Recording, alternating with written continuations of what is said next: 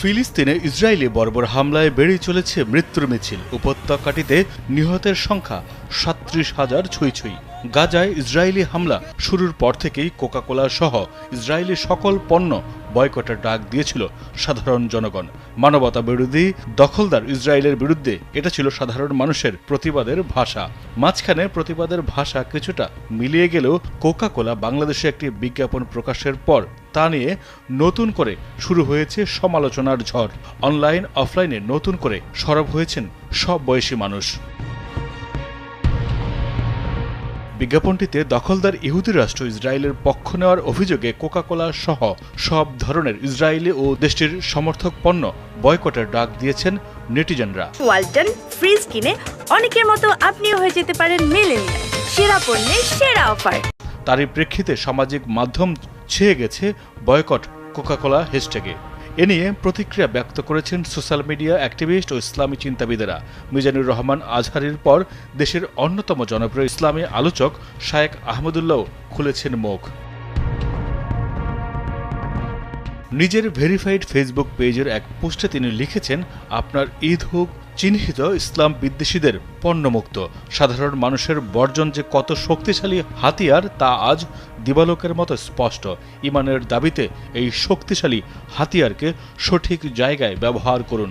আমাদের বর্জন হোক মজলুমের প্রতি ভালোবাসা নিবেদনের জন্য।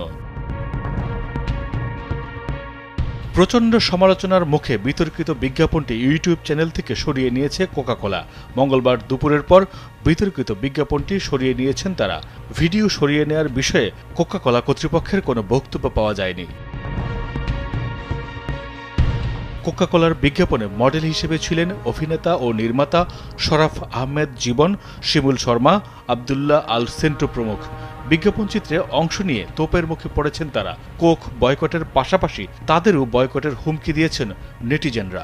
নেটিজেনদের তোপের মুখে বিজ্ঞাপনে কাজ করার বিষয়ে মুখ খুলেছেন শরাফ আহমেদ জীবন ও শিমুল শর্মা। শরাফ আহমেদ জীবন বলেছেন, তিনি একজন নির্মাতা এবং অভিনেতা হিসেবে সবার কাছেই পরিচিত। বিগত 2 দশক ধরে নির্মাণ ও অভিনয়ের সাথে জড়িত। ব্যক্তিগত জীবনে সবসময় মানবাধিকার বিরোধী যে কোনো আগ্রাসনের বিপক্ষে দাঁড়িয়েছেন এবং মানুষের অনুভূতি ও মতামতের প্রতি শ্রদ্ধাশীল বলেই জানান তিনি। আর শিমুল শর্মা বলেছেন, তিনি মাত্র অভিনয় জীবনের পথচলা শুরু করেছেন, এখনও ভালো মন্দ ঠিকঠাক বুঝে উঠতে পারেননি। এই পথচলায় ভুল ত্রুটি ক্ষমাসুলভ দৃষ্টিতে দেখার আহ্বান জানিয়ে ভবিষ্যতে একজন বিবেকবান শিল্পী হয়ে ওঠার জন্য শুভকামনা চেয়েছেন। স্ট্যাটাস দিলেও প্রকাশ্যে দুঃখ প্রকাশ করে ক্ষমা চাননি এসব অভিনেতারা। তাদের দুঃখ প্রকাশ করে ক্ষমা চাওয়ার জন্য আহ্বান জানিয়েছেন তাদের ভক্তরা। মাইদুর রহমান রুবেল, কালবেলা।